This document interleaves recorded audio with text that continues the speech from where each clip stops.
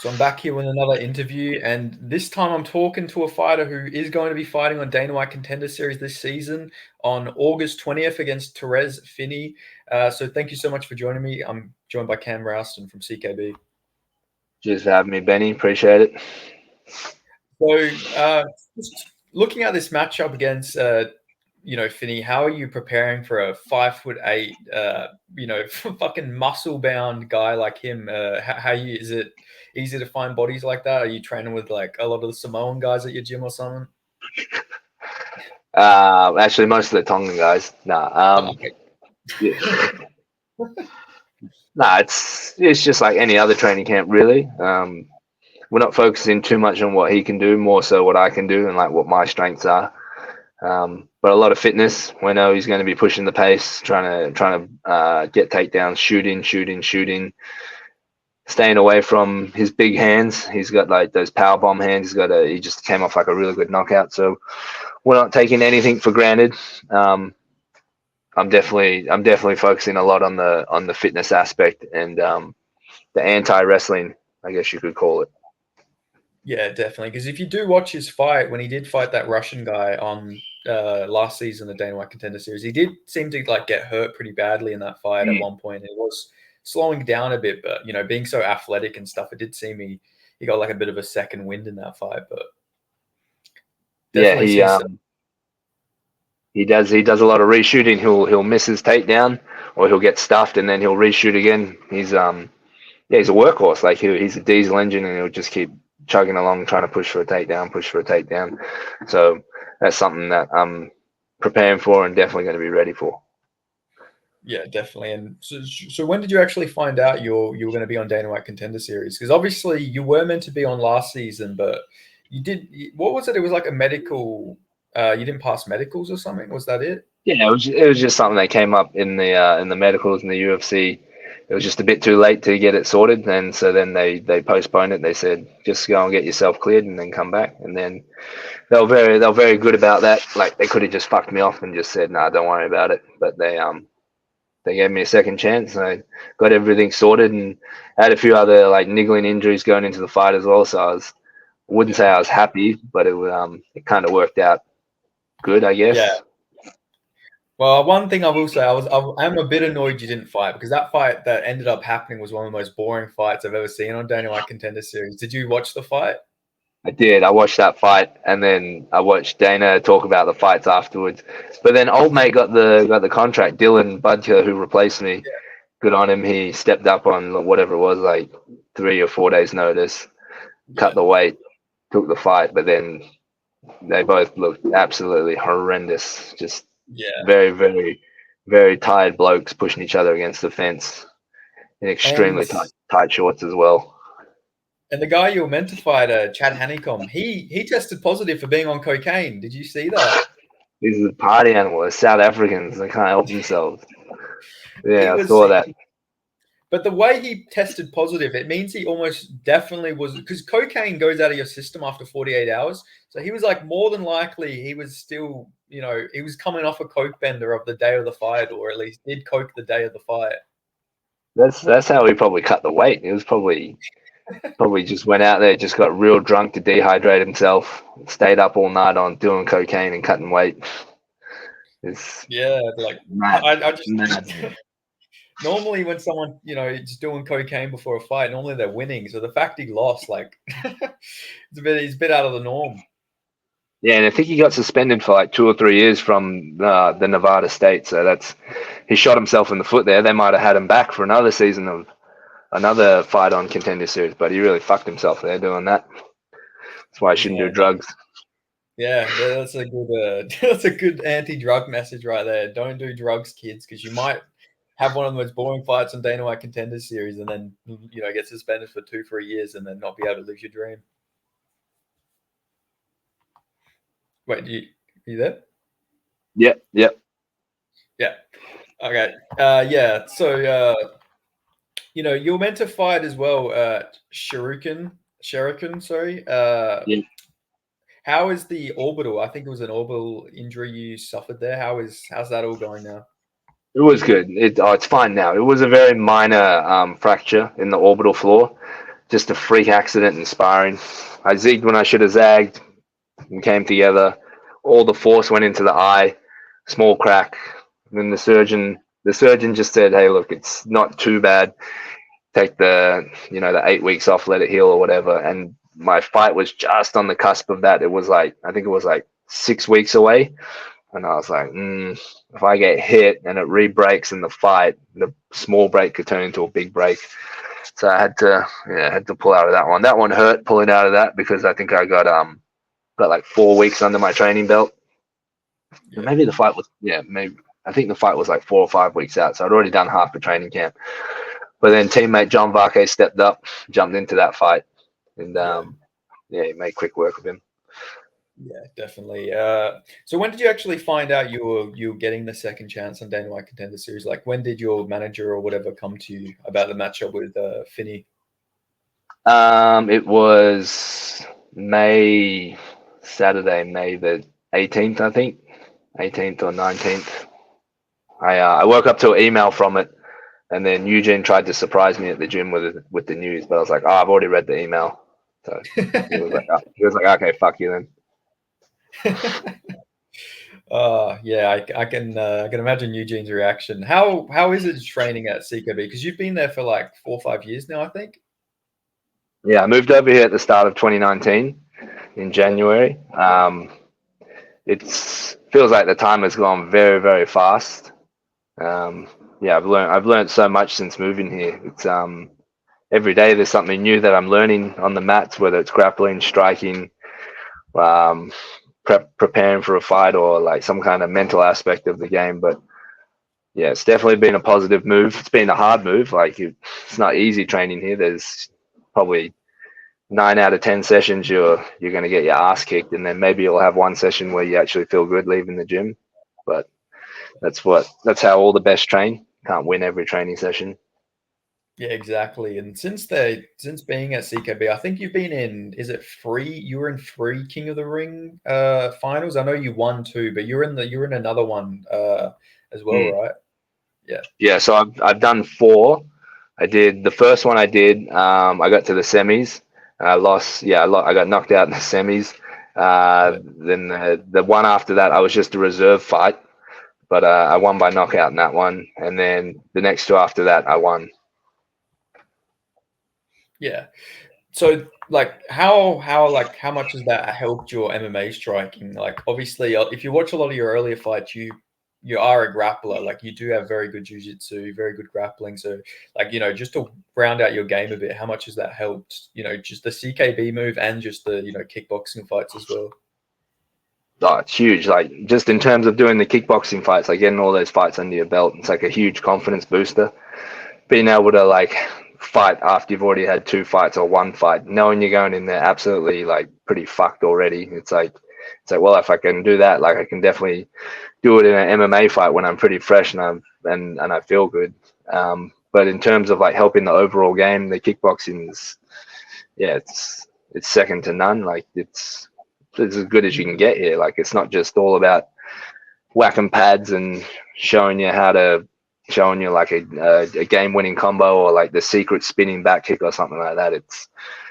They basically built me from the ground up again. Like, had to teach me how to stand again, how to move my feet, how to punch correctly, like turning the knuckle over properly, turning the foot correctly, and all that. That's it's been huge here. It's just like, you think you know how to strike, and then you come over here and they're like, okay, you can't even stand properly. You suck. Like, this is how you do it. Yeah, definitely. And like, who's been like some of your main training partners since you've been there? I know all you guys do train together, but like, who's your like proper main training partners? Oh, proper main training partners. I'd say at the moment, Navajo Sterling, Kieran Joblin, getting ready for this fight. Kieran's going to be a big help. Wrestling, he's like very wrestle heavy, and he's about the same height as Torres. We just had Brody Maiki move over. He's a bit of a stud at 18 years old. He's as strong as like the 30-year-olds around here. And Bo Rawady as well. He's retired, but he still comes in and spars with us. These are the guys who are who were just under 6 foot, about 5'10", 5'11", who were like very wrestle heavy, good at grappling, and going to keep shooting on me. So these are the guys who are helping me. But before that, maybe like 2 years ago, I was training a lot with Mark Timms and Brogan Anderson, and Nate Law. They were probably like some of my main training partners, helping me out around in training. Yeah, definitely. Do you get many rounds with like, you know, Izzy, Dan Hooker, them sorts of guys? Oh yeah, those rounds are always there. They're always in the gym, but they kind of not pick their rounds, but they choose you for a sparring partner. If they want to spar, they'll come about. Yep, we'll do a round. Yep, we'll do a round, because they're always fighting, right? They need to get their specific looks in as well to train with. So like say, I don't know, like Duplessis coming up, he's not 6'4" lanky like me, so Izzy's got to go and find guys who are about 6'1", real strong, like stocky guys who are going to walk forwards and just throw retarded 1-2, 1-2s at him. So that's I don't think I can do that to him, but it's not. Yeah, I'm not the best at that. So, who are some other training partners that I get rounds in with? Like this morning, I was training with Ulberg, helping him get ready for the Hill fight. So Yeah. we had some good rounds as well.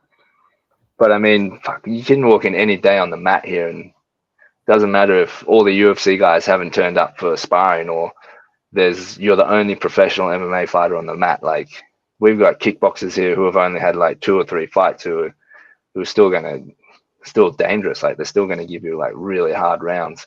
We've got amateur boxers here who were, you know, trialing for the Olympics, and pro boxers here who've had less than 2 fights, and they're just like absolute studs on the mat. So you can get good rounds anywhere in this gym with anyone. It doesn't really matter who turns up. Yeah, absolutely. Like looking at it, like just look at it, like the guys in the UFC right now from CKB. Like you mentioned, Olberg's on a crazy run at the moment, going to be fighting Hill, and you know he goes in there, knocks out Hill. Like he could be next up for the title shot. You know he could skip over Magomed Ankalaev. You know the UFC don't seem to like Ankalaev, so if Olberg calls his shot, he could maybe get that next shot. Yeah, without a doubt. I mean, Olberg holding the belt versus Russian Abraham Lincoln, like. Fuck, I think they'd much rather have ladies' night than Ankalaev. Yeah, definitely. Yeah, it'd bring in a lot more female fans. I feel like Olberg. You know, like I think before he got on Dana White Contender Series, wasn't he like offered The Bachelor in New Zealand or something like that?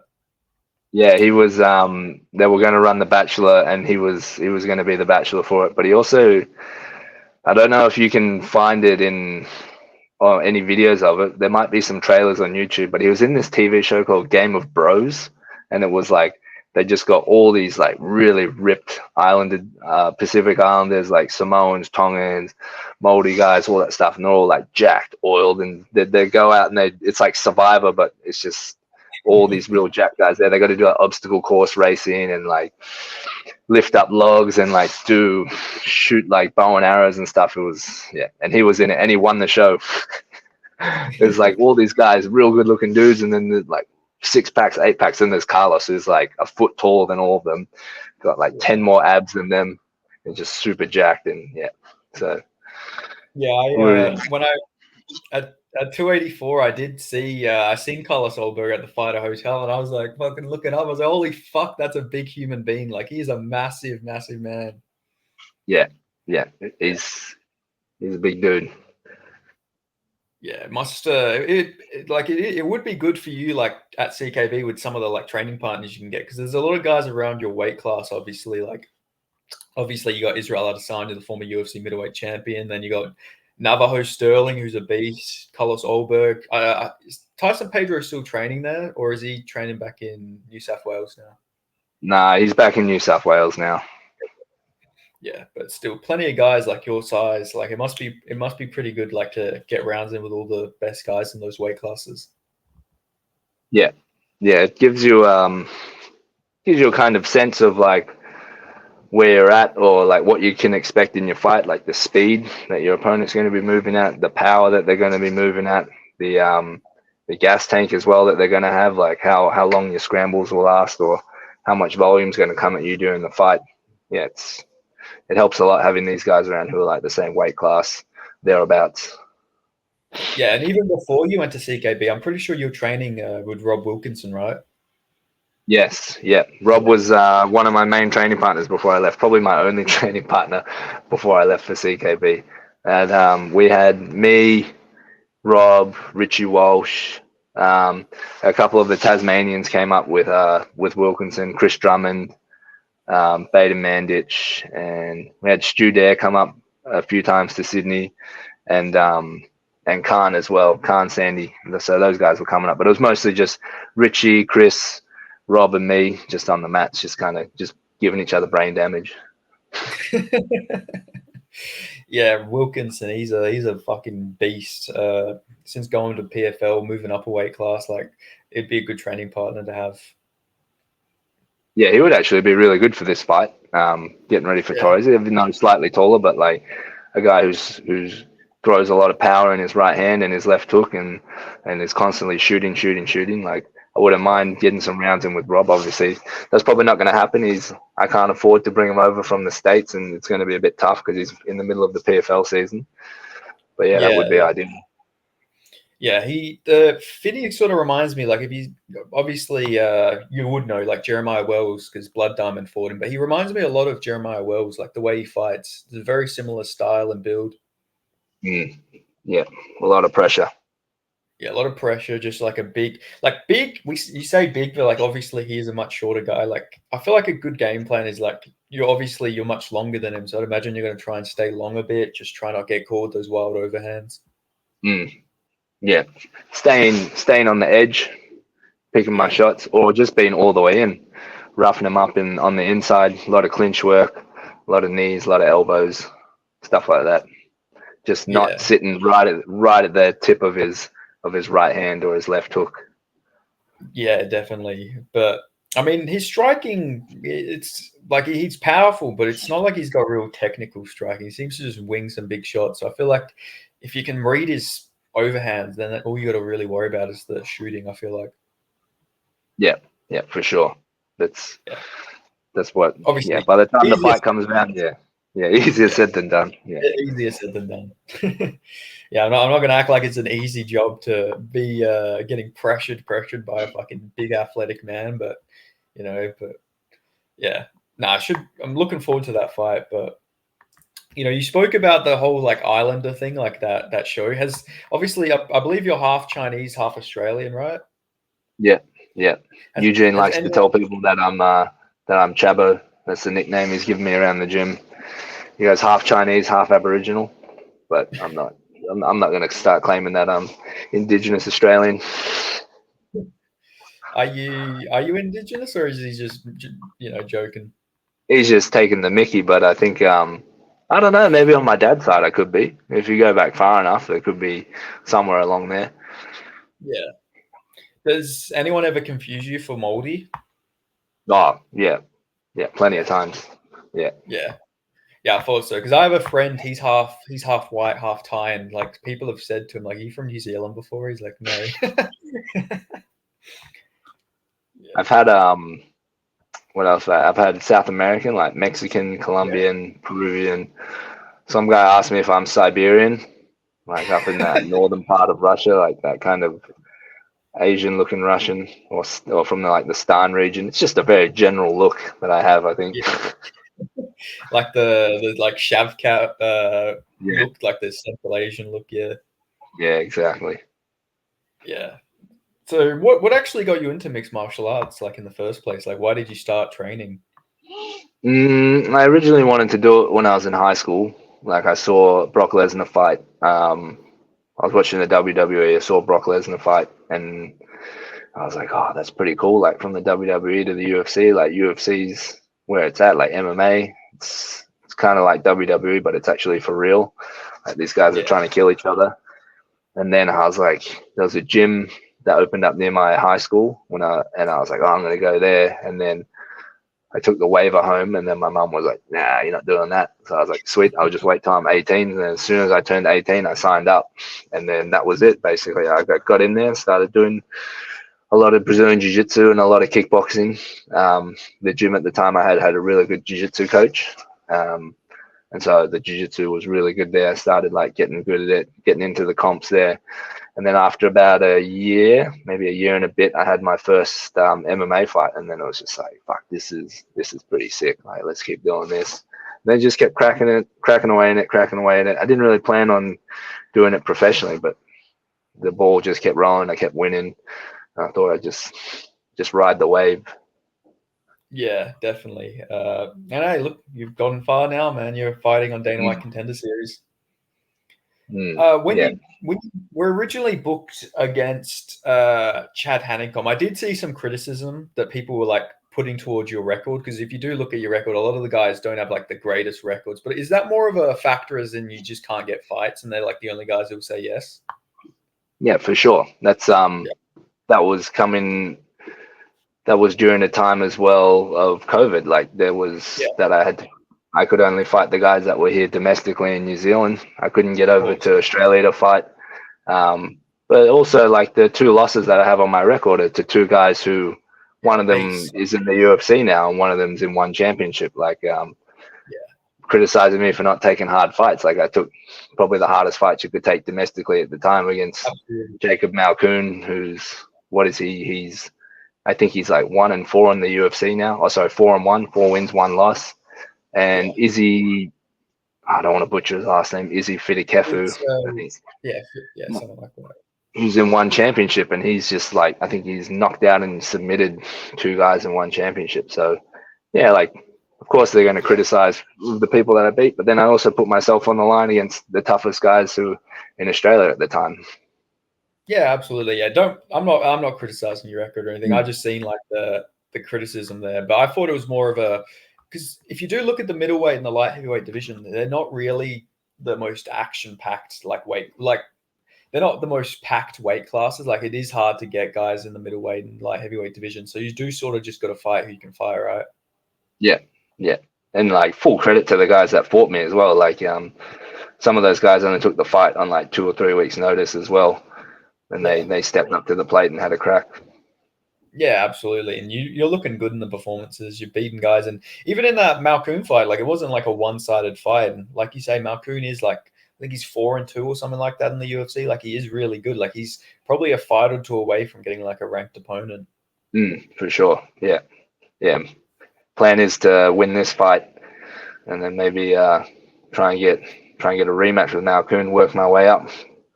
Yeah, I was about to ask if that was the plan, get that one back. That would be good. That would be an awesome storyline.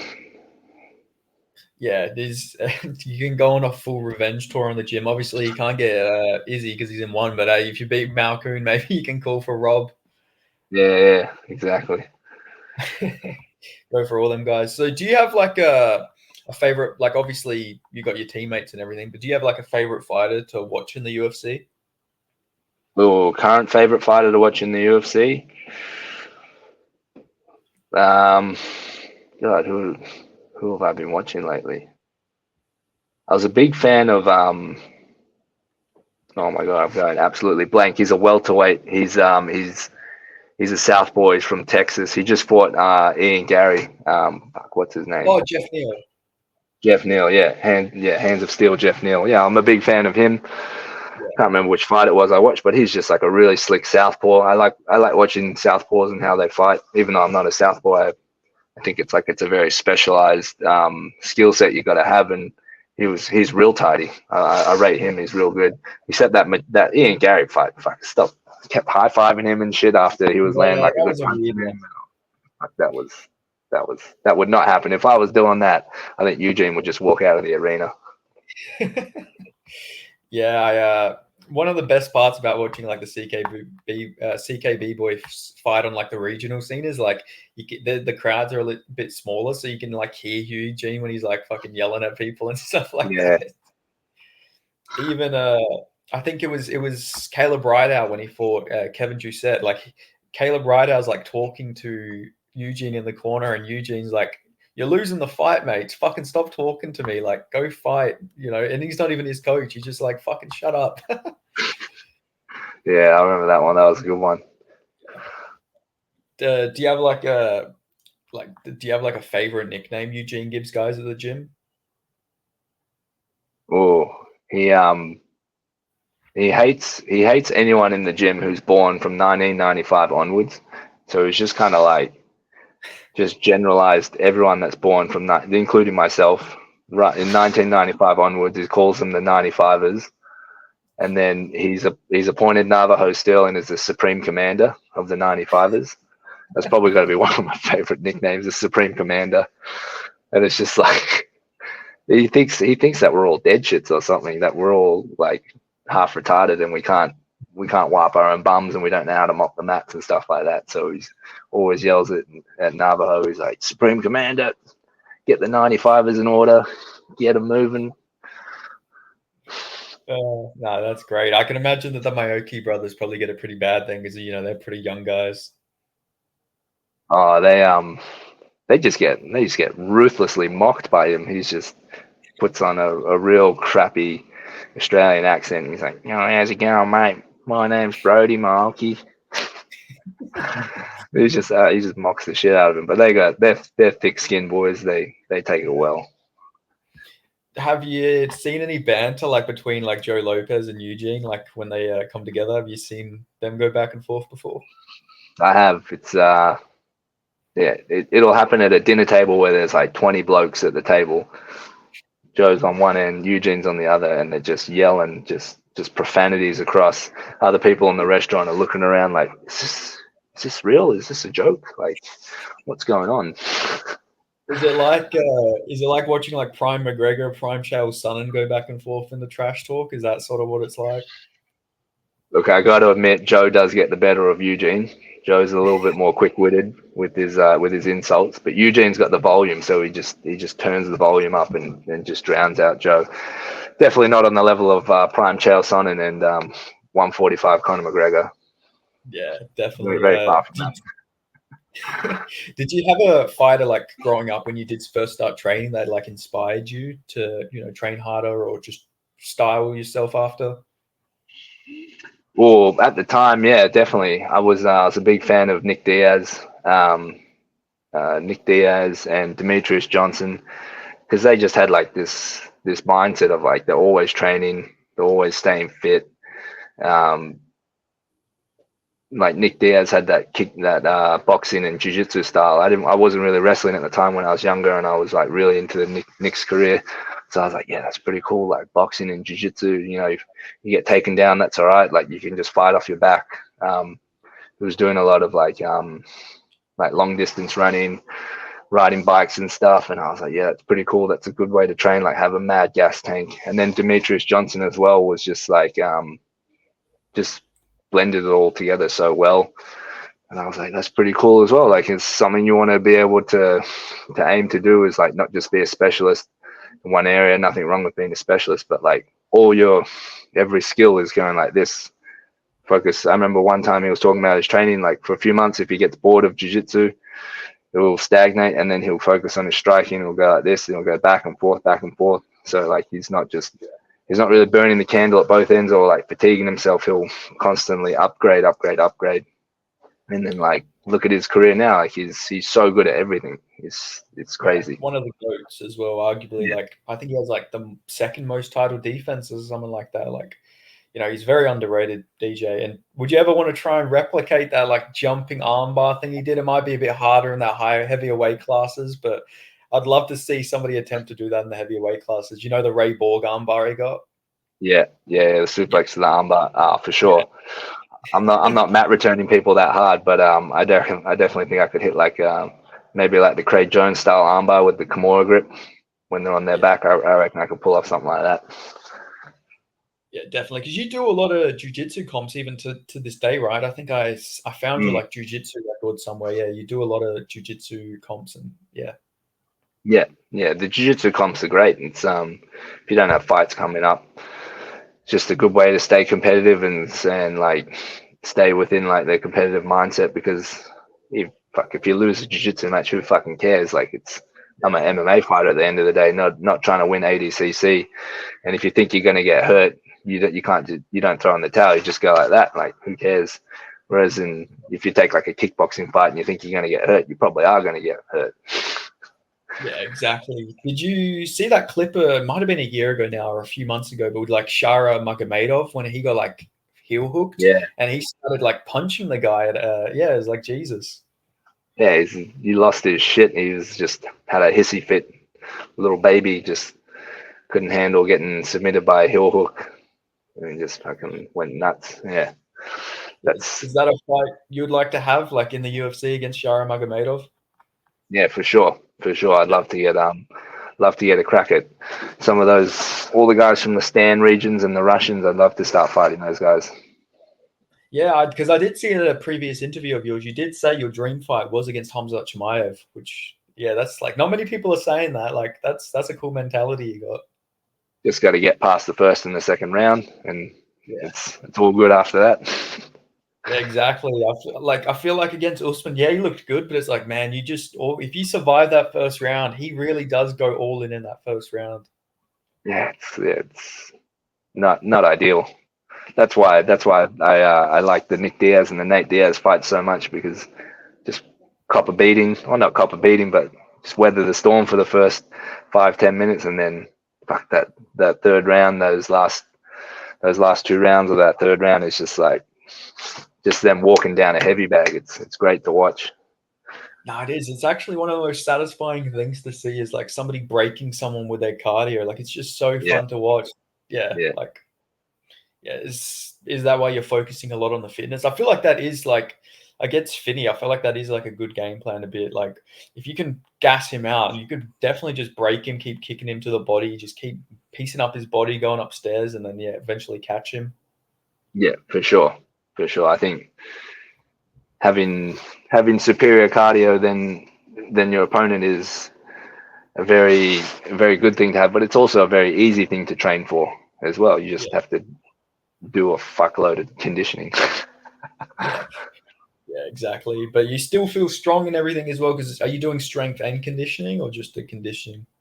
Yeah, I'm doing strength work as well. I have a program written up by the guys at Ethos Conditioning, Mir and Coach Howes. They take care of me there. They're good. I've been working with them for maybe like 2 years now. 2 years I've been working with them, and before that I was just kind of just go in and just max out on a few lifts. But now there's a bit more structure to it, and I feel great. Yeah, no, awesome, man. Because yeah, you fought a light heavyweight and middleweight, but like middleweight is like how is it to like cut to middleweight? Is it an easy cut or is it a hard cut? I'm not going to say it's hard, but I'm not going to say it's easy. It's uncomfortable, Yeah, but I haven't missed weight, so yeah, yeah, it's fine. yeah, definitely. Yeah, Hamzat, is that your like overall dream fight, or is there like is there like another person you'd really want to fight one day down the line? Whoever's got the belt, Yeah. whenever I get into the UFC, that's the dream fight. Would you do like teammate versus teammate, like if Izzy becomes champion again? Oof. Oof. That would be a hell of a storyline. I'm sure the UFC would love that, but I don't know. I fought a teammate last King in the Ring final, and that was just terrible. Yeah. That was not pleasant training for that. So probably not. Yeah. And I don't Yeah. think Eugene would ever let that happen either. Yeah. So it's whoever's got the belt, as long as it's not easy then. Yeah. Yeah, no, fair enough, man. Like I understand that you trained together for so many years as well. Like I'm sure you two are like, would you consider yourself like pretty good friends with him? Yeah, for sure. Like I've been over to his house, had barbecues there. We hang out heaps together. Yeah, we're great friends. Yeah, definitely. Yes, that'd definitely make it pretty awkward then. Yeah. So Mm. I imagine by the time, you probably do start going up he might have to move up to light heavyweight or something, who knows where the landscape will be by the time you're like making your way up the division. Mm. Yeah, there's so much can change in like a year in the UFC or half a year. Yeah. I'd love to see you as like Sean Strickland or someone like that. I feel like that'd be pretty cool. Like Strickland, Drickus, Vittori. Like, there's some cool fights for you, I reckon. Yeah, those would be great fights, but they're I feel like some of those fights could happen if like I slowly start working my way up through the rankings and stuff like that. They will kind of be those guys there who the UFC is going to be like, hey, if you want to test yourself and crack into the top 10, top 15, like here's Marvin Vittori, fight him. Let's see how good you go. Yeah, definitely. There's some real like middleweight, especially, is like such a good division because it's like there's so many like guys coming up now. It feels like you can sort of see there's like a changing of the guard coming up now with all the guys coming up from middleweight, even from other weight classes. Like Michelle Pahey is killing it right now. There's guys moving down from light heavyweight. Like I feel like you could probably beat Paul Craig right now, to be honest. Yeah, just don't sit in his guard for too long. That's all. Like I feel like I don't understand how he has beat so many people. Like no disrespect to Paul Craig, but it's like it's such a weird style. Like it really it's like an IQ test, if anything, to fight Paul Craig. I feel like. Yeah, it is, isn't it? It's just, what I think it is? I reckon guys they just hit him and they're like, fuck, that was easy. And they keep hitting him. And then he falls over. And they're like, oh, I'm going to keep hitting him on the ground. And then they spend too long on the ground. And next thing they know, they're waking up from like a triangle choke or their arms like turn the other way. It's crazy to look at his record. You look at the guys who have beat him, and then you look at that he's beat like Magomed Ankalaev, he's beat Jamal Hill. Like he's got one of the weirdest records to look at. That's like Michael Johnson. Yeah, yeah, Michael exactly. Johnson, Dustin Poirier and shit, and you're like, what? Michael Johnson? Like he beats Dustin Poirier, Tony Ferguson, arguably beats Beneil Dariush, and then he loses to like fucking Clay Guida in 2020. It's like it doesn't make any sense. Nah, MMA maths makes no sense. Yeah, no, it's a weird one. So what is your actual record in kickboxing? Because you've done 4 King of the Rings. Have you had like other kickboxing fights outside of the King of the Ring tournaments? Yeah. I was having kickboxing fights when I was living in Sydney, outside of King in the Ring. That was obviously before I moved over to New Zealand. So I think, I think it's like 15-2 or 16-2 or something. Fuck yeah, that's pretty good, man. Like I'm glad you built up all that experience because I feel like it's a people, don't take those opportunities when they're outside the UFC when they should. I feel like most people should be doing kickboxing or jiu-jitsu and like trying to build up all skills, like because in like an MMA fight you can, if things aren't going your way, you can shoot a takedown. But I feel like to actually have a fight where you have to just stand there and strike is probably really good for you to build confidence as well.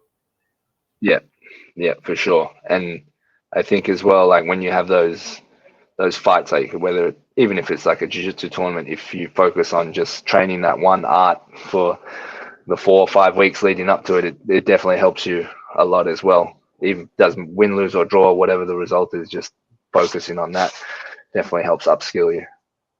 Yeah, definitely. And I think you have a nickname. It's like is it the War Giraffe or something the Battle Giraffe? The Battle Giraffe, that's it, yeah. Yeah, that was given to me by Brad Riddell. Yeah. We were I think we were locked down in the gym once, and then I was we were training, and I just had these small ass shorts, like AFL shorts on basically. And he's like, fucking hell, how long are your legs? You're like the Battle Giraffe. Yeah, that's it. You're a giraffe. You're like the Battle Giraffe. And then I was like, oh yeah. And and he just started calling me that for the rest of lockdown. Would you ever incorporate that as your actual nickname? Like, would you want to hear Bruce Buffer say that? Oh yeah, I put that down on the sheet for the athlete sheet for the UFC. They're like, what are we going to announce you as? And like, it's going to be Cam the Battle Giraffe Rowston.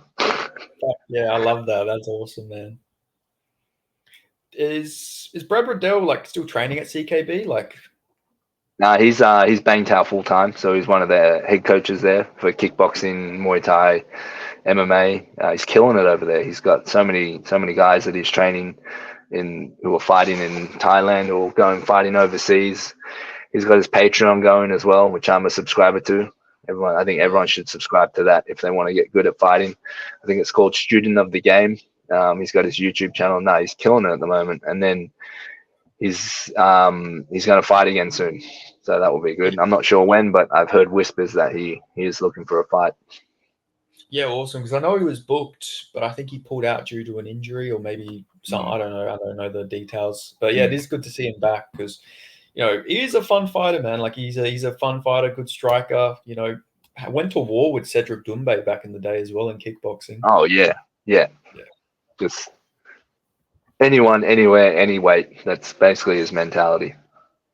He fought that monk guy as well. You know that like viral monk guy that would go around and he'd just stand there eating he's like sort of like a monk version of Rodtang.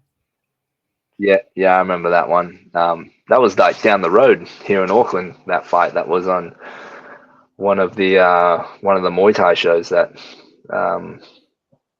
what's his name? I can't remember the name of the promoter. I think it's Philip Lamb. He's the promoter for that show. But that was like 10 years ago or something.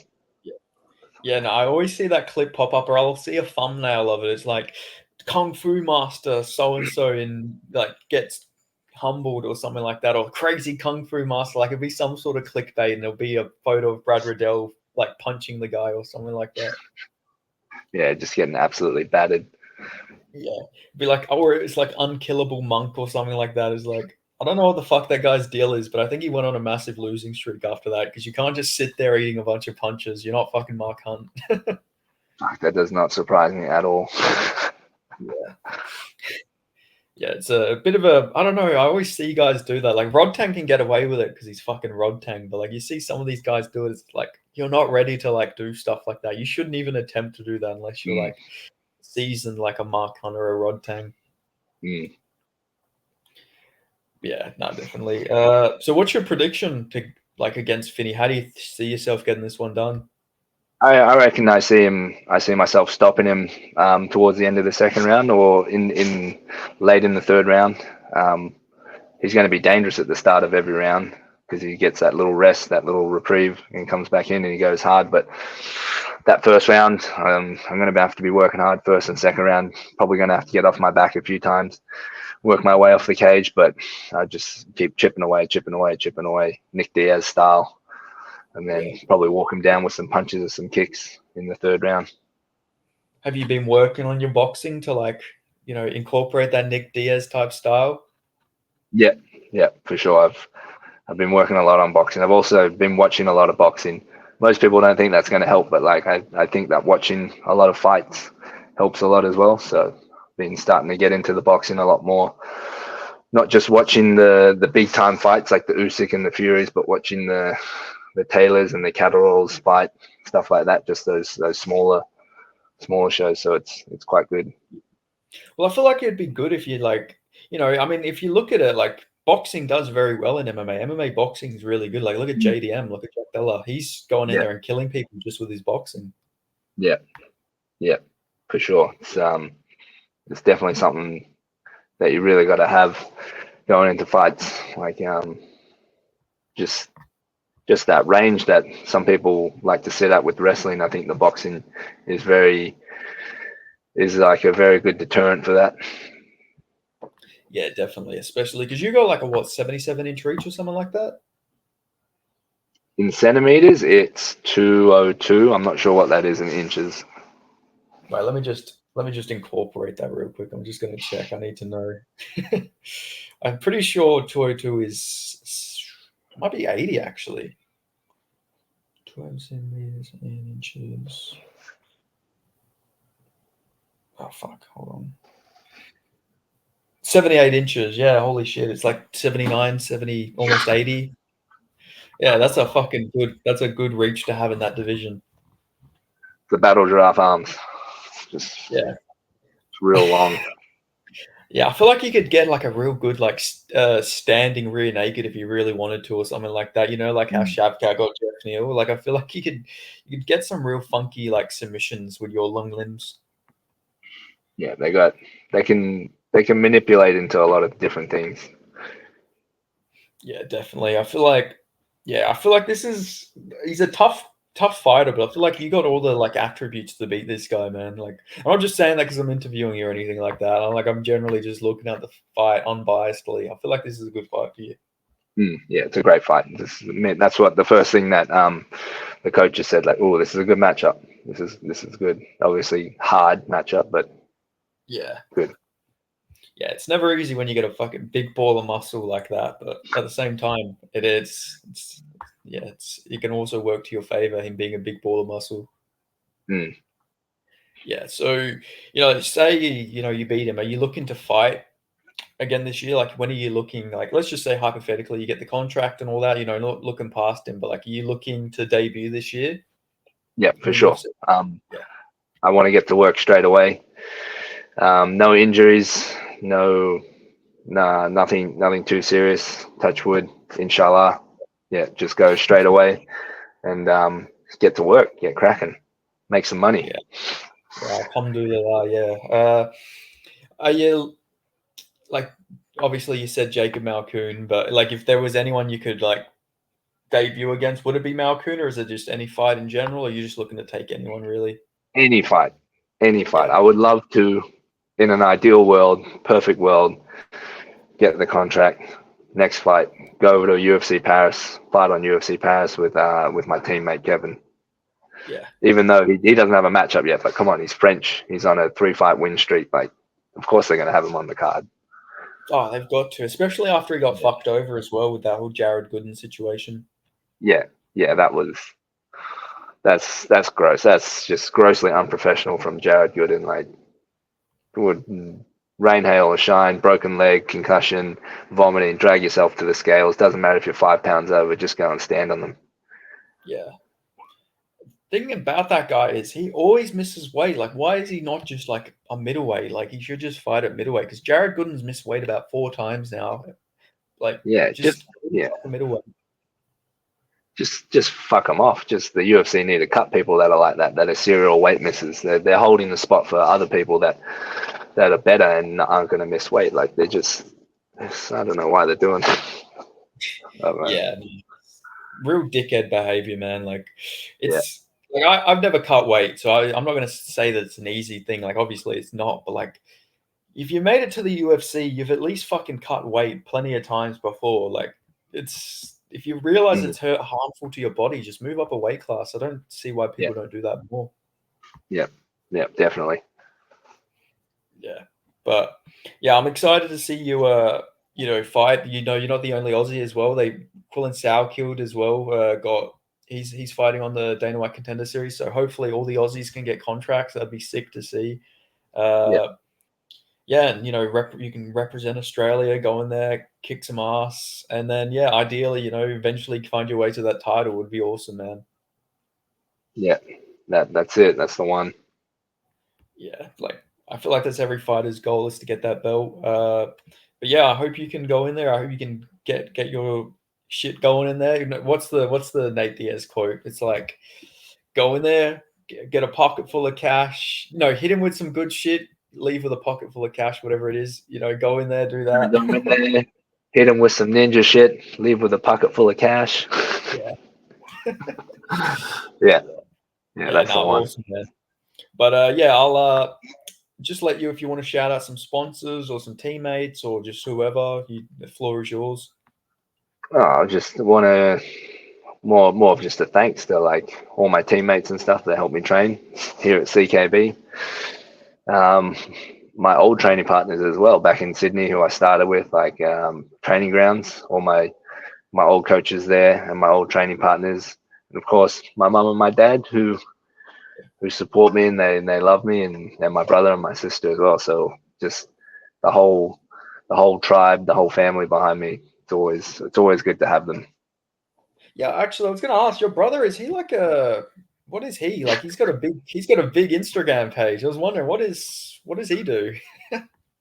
He is how do I put this? He's like a fitness entrepreneur. So he is the co-owner. He has another business partner of a gym called The Locker Room and a podcast called The Mind Muscle Project. So there's 2 gyms in Sydney called The Locker Room, and then they got a podcast as well. People can go and Instagram search it and look at their website, because I probably won't do it justice talking about the gyms, but Yeah. it's basically just like it's a very nice gym. Yeah. Yeah, Very it's nice.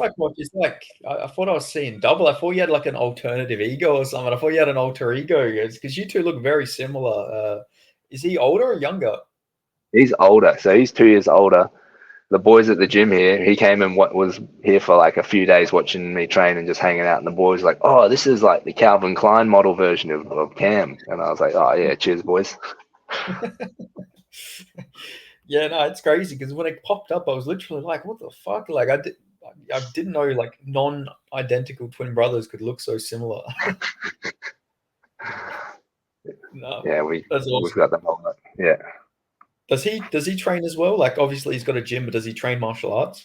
yeah. He's boxing. He's been boxing for about 2 years. He's getting pretty good, but I always let him know that he's not that good. I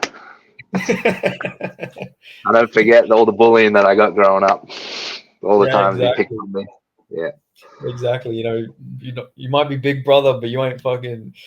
You ain't the toughest brother. exactly. Nah, awesome, man. But thank you for the chat. Yeah, I can't wait to see you. You're not. How long is it away? Like 3 months away. Should be Yeah, good. we're Get about some preparation. mm, And yeah. because what week is that? What week in the Dana White Contender Series is that? Is that week 2? It's the second week. Yeah, week 2. Yeah, awesome. Yeah, can't wait to see it, man. Good luck to you. And yeah, hopefully I'll be talking to you next time as a UFC fighter. Definitely, you will be. I appreciate it, Benny. Easy. Catch up. Awesome. Thanks, bro. See ya.